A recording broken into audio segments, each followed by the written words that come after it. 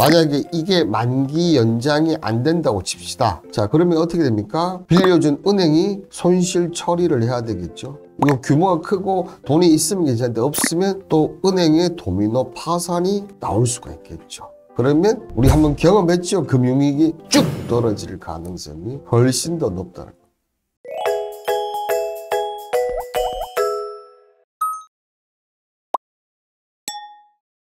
여러분들을 퍼스트 클래스로 만들어줄 방송 투자캠퍼스의 홍반장입니다. 자, 오늘 이 투자캠퍼스 강의 내용은 여러분들 최근에 기사 보면 이제 홍콩 ERS 그리고 해외 부동산 펀드 관련해서 얘기가 많이 나오고 있습니다. 그죠? 재테크를 하려고 어려운 상품을 들었는데 그리고 상품 가입 당시는 어떻습니까? 이거 무조건 뭐 수익 날 것처럼 했는데 지금 손실이 엄청나게 나오고 있습니다.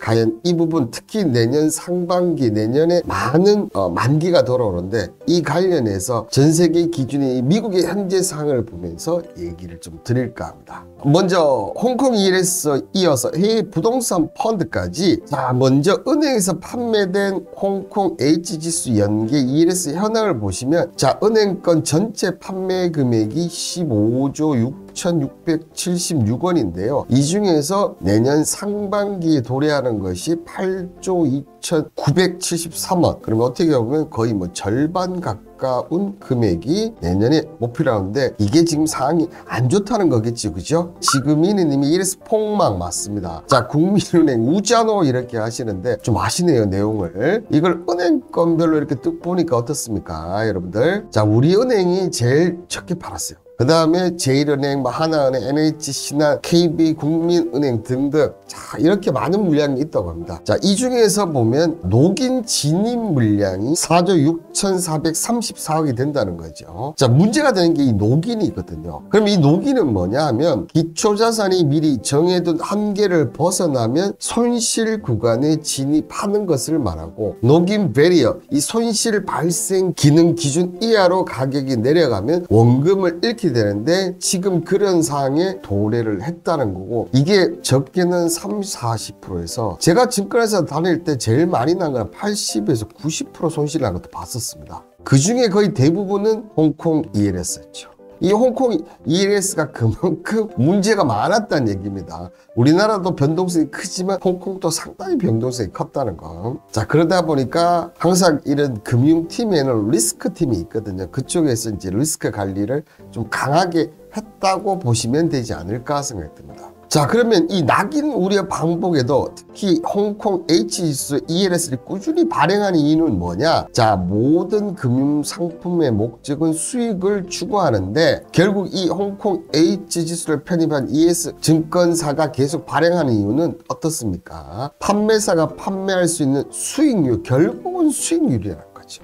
그리고 여러분들 가보시면 모든 것들은 금융권에 이 캠페인이 많습니다. 이 캠페인 때문에 상품이 좋지 않고 리스크가 있는데도 불구하고 괜찮다 이렇게 하는 것들이 있을 수밖에 없다는 거죠. 저 또한 18년 동안 그래 왔었고요. 그러니까 항상 금융사의 직원들이 해주는 거는 이럴 가능성이 높다고 생각하고 내가 하려고 했던 것을 물어보는 게 맞다는 거 아시겠죠? 불나방님 아주 멘트가 멋지신데 국민은행이 고객들 아주 홍콩으로 보내버리네. 맞습니다. 정말 홍콩으로 보내버립니다. 내년 초 손실 확정 모르시죠? 전부 다 극적인 반전이 생겨서 올라갈 수도 있겠지만 쉽지는 않아 보입니다. 자, 여기에 지금 5대 은행, 시중은행의 해외 부동산 펀드 판매 잔액을 보시면 상반기가 1,061억 원이었고 그 다음에 하반기가 1,510억 원 정도 내년에 도래를 한다고 하고 전체는 7,351억 그러니까 전체에 비하면 뭐 한 2,500억 정도니까 그죠? 3분의 1 정도 되는 것 같네요. 근데 갑자기 왜 해외 부동산 펀드를 얘기를 꺼내시느냐? 지금 이 해외 부동산 펀드도 홍콩 ERS만큼이나 엄청나게 문제가 많다는 건데 KB부터 해서 우리나라 5대 시중은행의 해외 부동산 펀드 판매 가운데 34%가 내년에 만기를 맞는다고 합니다. 제가 예상했던 것보다 훨씬 크네요. 크네요, 그죠? 그런데 지금 아시다시피 상업용 부동산들이 특히 미국 쪽의 상업용 부동산이 어떻습니까? 공실률이 어마어마하게 된다. 그러니까 여기도 손실이 만만치가 않다는 겁니다. 보시면 앞서 제가 얘기 드렸던 금액 있죠. 1061억 원의 만기가 내년 상반기 1월 6일, 그 다음에 하반기는 1510원. 미국의 상업용 부동산이 회복을 못한다면 어떻게 됩니까? 이것 또한 엄청난 손실이 날 수밖에 없는 구조로 되었다는 거죠. 문명님이 이제 극적인 반전 쉽지 않을 텐데 맞습니다. 지금 솔직히 말해서 극적인 반전, 특히 하반기는 그다음 좀 나요. 상반기는 솔직히 쉽지 않다. 우리나라 은행들 돈놀이 하다가 이번에 매매 만든 건가? 아니죠. 은행들은 수수료하고 다 벌어요. 결국 손실은 누가 갖느냐? 이 개인들이 받는 겁니다. 물론 그 관련해서 소송은 들어올 수 있겠죠. 불안전 판매로. 자, 은행들도 지금 해외 부동산 펀드 손실을 주시하고 있다. 한 시중은행 관계자는 투자한 부동산의 가격이 하락해 대출 만기 연장이나 리파이낸싱을 실패할 수도 있고, 이에 따라서 자산을 저가에 매각하고 펀드 손실을 발생하게 우려가 있다. 만약에 이렇게 손실이 나면 이 부분은 손실 보상을 채워야 되는 거죠. 근데 그렇다고 해서 개인들한테 돌려주지는 저는 거의 않지 않을까 좀 생각이 듭니다. 그러면서 늘 하는 말이죠. 자, 펀드 판매사인 운용사와 적극적으로 소통하면서 고객들에게 시장상을 정기적으로 안내하는 것은 당연한 의무입니다. 당연히 해야 되는 겁니다. 당연히 해야 되는 걸 그냥 또 한 번 반복을 해놨네요. 그죠? 자, 그런데 이 해외 부동산 규모가 얼마나 되느냐? 은행을 제외하고 지금 기존 금융권을 6월 말 기준으로 보면 부동산 대체 투자 잔액이 무려 55조 8천억, 56조 가까이 된다는 겁니다. 특히 보험사가 31조 7천억으로 규모가 가장 컸고, 그 다음이 은행, 증권, 보험사들이 이렇게 되면 만약에 손실을 입으면 뭐 어떻게 됩니까? 요율을 또 올리겠죠. 이런 새끼들은 참 나쁜 놈들이요. 손실은 다 우리가 보는데 어떻게 보면, 그죠? 보험사는 조금 다른 개념이 있긴 합니다만, 이걸 하나 예를 한번 제가 두 가지 들어보면, 이지스 자산운용이라고 나름 업계에서 알아주는 자산 운용사입니다. 근데 미국의 이 브로드웨이 프로퍼트 중순위 채권을 약 237억 하는 매각 협상을 벌이고 있다. 근데 왜 벌이고 있느냐? 이게 지금 보시면 투자 원금이 5분의 1도 안 되는 가격인데 매각 협상을 벌이고 있거든요. 왜냐하면 지금 미국 부동산 업계의 큰 션 제프 서튼이 이 건물주입니다. 근데 이 건물주인 제프 서튼이 어떻게 합니까? 대출 이자를 지급하지 않다 보니까 지금 건물 가격이 계속 내려간다는 거죠. 이렇게 되니까 시작 일각에서는 이지스 운용이 자산 압류 절차에 나서지 않는 것을 두고 의구심을 포함해서 전문성이 부족해서 미국 부동산 전문가에 대응하지 못하면서 손실만 발생시킨 것이 아닌가 하는 이런 지적이 나오고 있습니다. 다만 브로드웨이 프로퍼트 건물 같은 경우에는 선순위 투자자가 도이치뱅크입니다. 이지스 운용은 자산 가격이 가치가 하락한 상황에서 도이치뱅크가 먼저 투자금을 가져오고 나면 남은 돈이 없다 판단해서 채권 매각을 진행 중이라고 하는데, 결국은 어떻습니까? 5분의 1 토막인 237억을 한 푼도 못 받을 수가 있다는 겁니다. 지금. 선순위가 이지스가 아니고 도이치뱅크네, 여러분들. 그러니까 참 한마디로 해외 투자가 제가 볼 때 참 어처구니가 없다. 우리 일반 개인들이 아파트 살 때나 이런 거 할 때, 건물 투자할 때 선순위가 있다면 합니까? 안 하지 않습니까? 근데 얘네는 했다는 거예요, 지금. 하나 대체 투자 자산 운용은 미국 프로테라 가스 복합 화력 발전소의 투자권은 투자금 약 2,100억을 전부 손실 처리했다. 펀드 투자인 KDB 생명과 롯데선업은 판매사인 메리츠 증권과 운용사를 상대로 반환 청구 및 손해배상 청구. 어쨌든 이 KDB 생명이나 롯데 손해보험 같은 경우는 메리츠 증권이나 운용사를 통해서 소송 걸었죠. 그렇지만 이 메리츠 증권 같은 판매사지 않습니까? 과연 개인들에게 어떻게 해줄까? 한번 생각해 보시면 과연 저런 KDB 생명, 롯데 손해보험처럼 개인과 똑같은 잣대를 할까요? 저는 아니라고 생각합니다.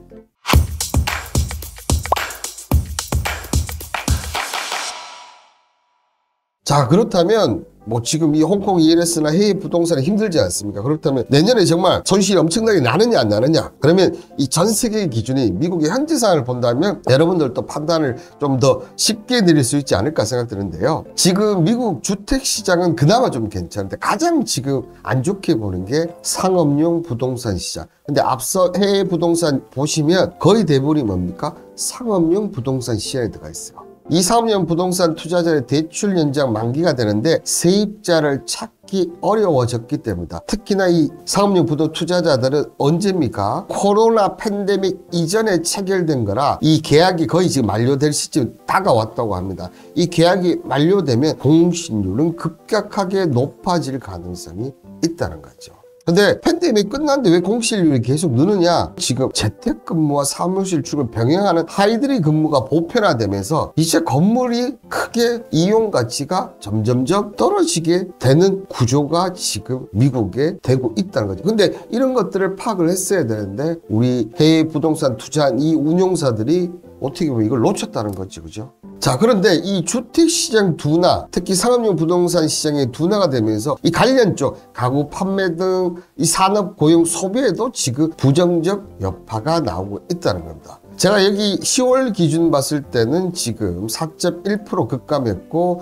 연율 같은 경우는 379만 채로 2010년 8월 이후에 최저치를 기록할 정도로 지금 그만큼 주택시장이 둔화되고 있다는 거거든요. 물론 최근에 나왔던 11월 기존 주택이라든지 신규 주택 방문은 조금 좋게는 나왔어요. 근데 제가 봤을 때는 이 부분은 기술적 반등일 가능성이 높다. 저는 그렇게 보이지고요. 자, 이렇게 관련 산업까지 안 좋아지는 거예요. 어떻게 보면 악순환의 고리가 연결된다는 거죠. 자, 미국의 가구 및 관련 부품에 대한 소비자 지출이 거의 12% 감소했고 주택 계량용품 판매 체인 홈디포 정말 유명한 회사거든요. 매출이 줄어들 가능성이 높고 가구 제조 판매업체 이튼 알렌 인테리어스 같은 경우 최고 매출이 24%나 감소를 했다는 겁니다.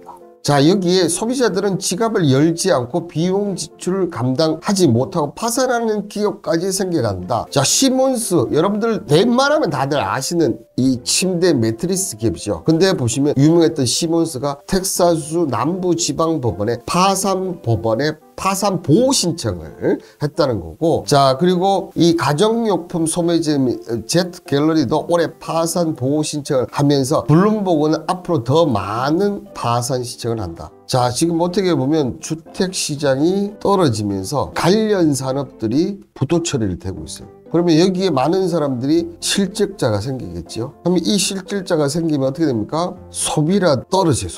소비가 떨어지니까 주택시장 집이라도 팔아야 되겠네. 이런 식으로 되는 거예요, 여러분. 최근 미국 의회 조사국이 10일 산업용 부동산 시장과 잠재적 거시경제 압박 보고서를 본다면, 자, 미 은행권의 상업용 부동산 대출액이 약 3조 원 달러, 우리나라 돈으로 3,920조 원에 달한다고 합니다. 자, 수십 년을 대출 만기로 잡는 주택담보대출과 달리 상업용 부동산 담보대출은 단기로 조달하는 만큼 시장에 위기가 오고, 특히 올해 만기가 도는 상업용 부동산 대출 규모가 4,480억 달러로 이중 은행권 대출만 2,700억 달러. 자, 그러면 만약에 이게 만기 연장이 안 된다고 칩시다. 자, 그러면 어떻게 됩니까? 빌려준 은행이 손실 처리를 해야 되겠죠. 이거 규모가 크고 돈이 있으면 괜찮은데 없으면 또 은행의 도미노 파산이 나올 수가 있겠죠. 그러면 우리 한번 경험했죠. 금융위기 쭉 떨어질 가능성이 훨씬 더 높다는 거예요. 자, 가장 큰 문제는 높아진 대출금리인데, 주택담보대출, 앞서는 상업용 부동산 얘기를 드렸고요. 주택담보대출 똑같다는 얘기예요. 이 대출 모기지, 그죠? 이 모기지론이 만기가 돌아오면 현재는 3, 4%인데 이 금리로 재용자를 받을 수 있는 방법이 없다는 거예요. 그럼 이 주택담보대출 가치도 지금 어떻게 됩니까? 3, 4%짜리를 만기가 돌아오면 연장을 해야 하는데 이게 7%로 해야 돼요. 그러면 어떻게 됩니까? 소비가 또 뚝 떨어지고 연체율이 엄청나게 올라가겠죠. 상업용뿐만 아니라 주택 시장까지도 도미노적으로 지금 리스크가 상당히 있다는 것을 지금 보여주고 있습니다. 자, 그런데 미국 오피스 공실률 내년에는 더 오른다는 예측이 지금 나오고 있는 거죠. 월스트리트 저널은 19일 데이터 회사 코스타그룹 자료를 인용해서 미국 오피스 공실률이 최근 13.6%로 19년 말 9.4%에 비해 대폭 올랐다고 말했는데 2024년에는 얼마입니까? 15.7%. 근데 2026년 17%. 이렇게만 가면 나쁘지 않아요. 근데 이게 갑자기 올라간다? 이렇게 되면 붕괴 속도, 공실률은 훨씬 더 빠르게 올라갈 수가 있다는 겁니다. 전망까지도 안 좋죠, 그죠? 다행스러운 거는 그나마 지금 모건 스탠리에서 미주택 구매력이 내년 하반기에는 개선이 될 것이다. 자, 내년 상반기에 주택 판매는 부진하지만 하반기와 2025년 주택 구매력은 회복이 될 것이다. 이렇게 나타나고 있습니다. 이렇게 할 수 있는 거는 뭡니까? 지금 대부분 언급하고 있는 자, 2024년 6월에 금리 인하가 예상이 되고 있기 때문에 내년 하반기까지 버텨야 된다. 자, 코로나 때 부동산 거품 빠지는 중 그런 자산 가격이 한번 빠져야지 우리나라 주택 가격, 특히 아파트 가격도 빠지지 않을까 생각 들고, 어쨌든 미국도 그렇고 우리나라도 그렇고 어떻습니까? 지금 현재 주택 가격이 너무 높게 평가되어 있다고 인식하는 비중이 제가 봤을 때는 거의 미국 같은 경우는 70%가 넘습니다. 우리나라 또한 그렇다는 얘기입니다. 빠질 때 속도가 엄청 클 수밖에 없다는 거죠. 자, 그런데 제가 한마디 더 얘기를 드리면, 제가 지난 방송에도 한번 언급드렸습니다. 가장 최근에 보면 미국이 5.5% 동결을 했고, 그 다음에 우리나라는 계속 지금 3.5% 동결을 하고 있습니다. 그런데 이 금리 인하 시점이 지금 뭐 조율을 하고 있지만, 금리 인하 직전에 어떻게 됐습니까? 자, 2008년에 금융위기 때도 그랬었고, 그 다음에 2020년 때 코로나19 사태가 터졌을 때도 금리 인하를 했습니다. 그죠? 엄청난 금리 빠른 속도로 했죠. 이렇게 됐을 때 그 당시 주식시장, 부동산 시장, 모든 상품 시장들이 급락을 했습니다. 이런 고통이 한번 수반될 가능성이 저는 엄청 높다는데 상당히 좀 우려감이 좀 있고요. 어쨌든 갖고 계신 분들, 제 얘기는 어쨌든 뭐 일종의 참고니까 참고만 좀 하시고, 기술적 반등이 들어오거나 손실이 좀 줄어든다면 그때 좀 눈물을 머금고 정리하는 것도, 차라리 뭐 다른 상품으로 롤오버 하는 것도 하나의 방법이 아닌가, 그렇게 얘기를 드리면서 오늘 좀 안 좋은 내용 여러분들에게 전달 드렸습니다.